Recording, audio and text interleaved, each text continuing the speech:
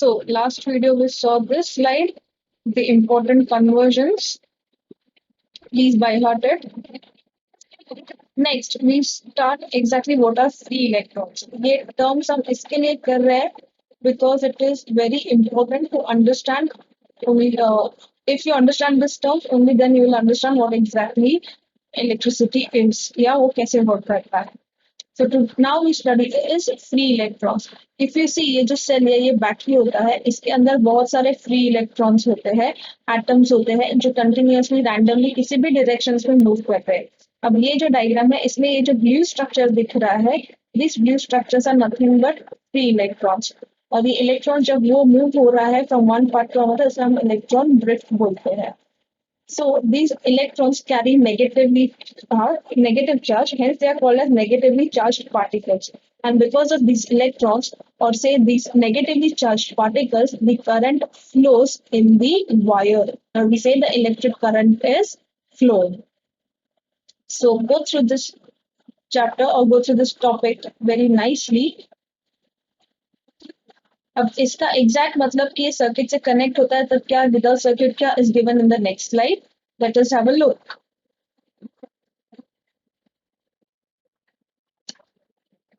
Now current flowing through wire.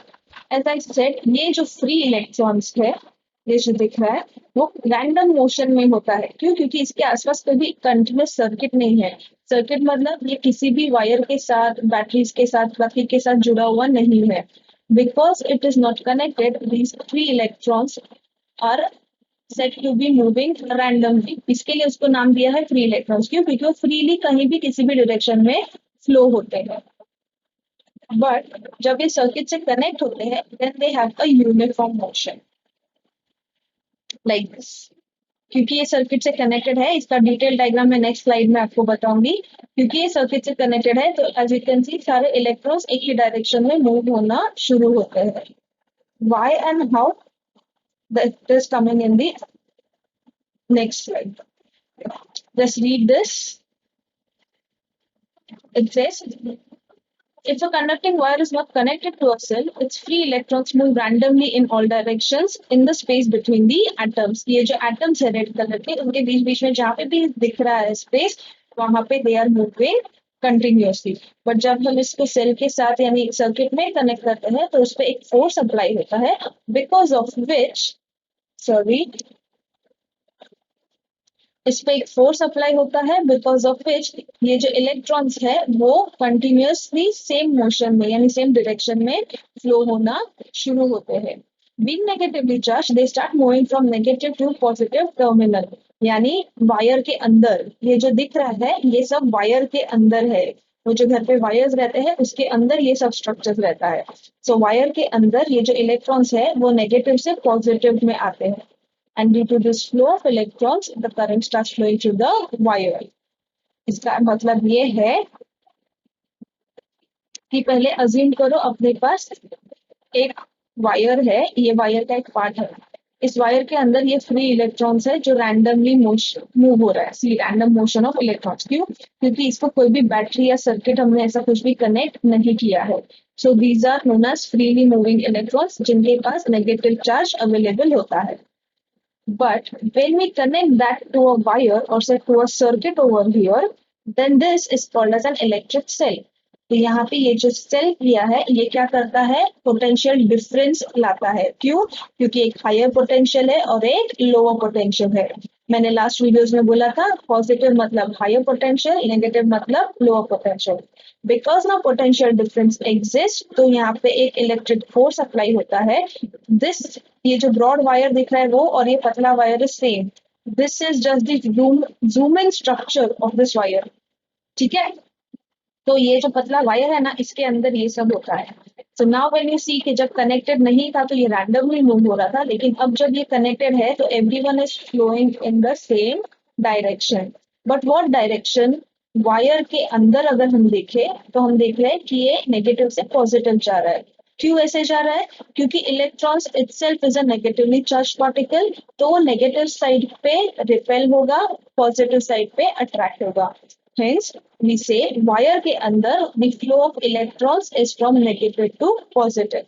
But अगर हम overall देखा जाए तो क्योंकि ये इस डायरेक्शन में जा रहा है electrons, so can I say that it is moving from positive to negative? Yes. So we say the conventional flow, यानी द एक्चुअल फ्लो अगर बाहर से देखे तो वो पॉजिटिव से नेगेटिव एंड पे जा रहा है, लेकिन अगर वायर के अंदर देखे तो वो क्या हो रहा है, नेगेटिव से पॉजिटिव एंड पे जा रहा है. So this is nothing but the flow of electrons. This is nothing but the flow of current. क्यों? क्योंकि जब ये वायर यानी इस सर्किट पे कनेक्ट होता है ये वायर और पोटेंशियल डिफरेंस अप्लाई होता है, तो ये इलेक्ट्रॉन्स यूनिफॉर्म मोशन एक ही डायरेक्शन में सब फ्लो होना शुरू होते हैं. सो जब ये एक ही डायरेक्शन में फ्लो होना शुरू होते हैं एक साथ, that flow of electron is nothing but termed as flow of current. I hope there are no doubts and it is clear now. So let us study in detail what is current.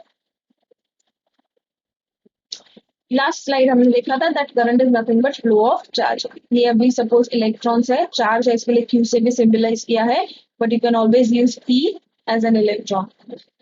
So ये charges क्या, ये electrons जब एक ही direction में flow होता है तब हम बोलते हैं कि current is flowing. So exactly an electric current is nothing but the flow of electrons through a conductor. Now, the current exactly is defined as I is equals to Q upon P. यानी अगर एक charge is passing through the cross section area in time t, then the current is said to be I equals to Q upon P. Current का definition क्या है? As the charge passing through a conductor in time t. Cross section area का मतलब ये wire है पूरा, इसको अगर हमने बीच में से ब्रेक किया, ये ऐसा सर्कुलर स्ट्रक्चर होता है. अभी इसका डेमो तो एक चौक देखा रहेगा आपने, चौक को बीच में से ब्रेक करो तो जहां से ब्रेक करो तो दोनों एंड पे सर्कुलर स्ट्रक्चर दिखता है. So that circular structure is nothing but called as cross section area. तो ये जो ए डिनोट किया है यहाँ पे ये सर्कल को, उसको क्रॉस सेक्शन एरिया हो गया. तो एक चार्ज को इस क्रॉस सेक्शन एरिया को पार करने के लिए कुछ टाइम लगता है. So that time required for a charge to pass this cross section area is nothing but called as electric current. I'll repeat it again. The time required by a unit charge to cross this cross section area is called as electric current. So the formula is given as I is equals to Q upon P. यहाँ पे I is nothing but electric current. This is the charge passing in given time t. तो जैसा हमने potential difference B is equals to W upon Q किया था, similarly electric current is nothing but I is equals to Q upon T. The unit of charge is coulomb and the time is seconds of course, and the current का unit is ampere, that is named after the scientist Andre Marie Ampere. So इसके लिए current का unit हम हमेशा ampere लेते हैं. जैसा potential difference का वोल्ट था वैसा इलेक्ट्रिक करंट का यूनिट इज एम्पियर. ये फॉर्मूला अपने पास ऑलरेडी है. तो वन चार्ज का value is nothing but 1.6 into 10⁻⁻19 coulomb. ये याद रखने का क्योंकि ये फिल इन द ब्लैंक्स में आता है. ये जो एक इलेक्ट्रॉन है, जो ये एक चार्ज है, last lecture I mean last video मैंने बताया था कि चार्ज का unit is coulomb. So one charge का value is 1.6. This one charge or say one electron का value is 1.6 into 10⁻⁻19 coulomb. Now talking about ampere. As I said, electric current is measured in amperes. तो जैसा हमने 1 volt define किया था कि 1 volt का measure क्या होगा, similarly हम 1 ampere define करेंगे. So 1 ampere is said to be a current flowing in a conductor if 1 coulomb charge flows through it every second.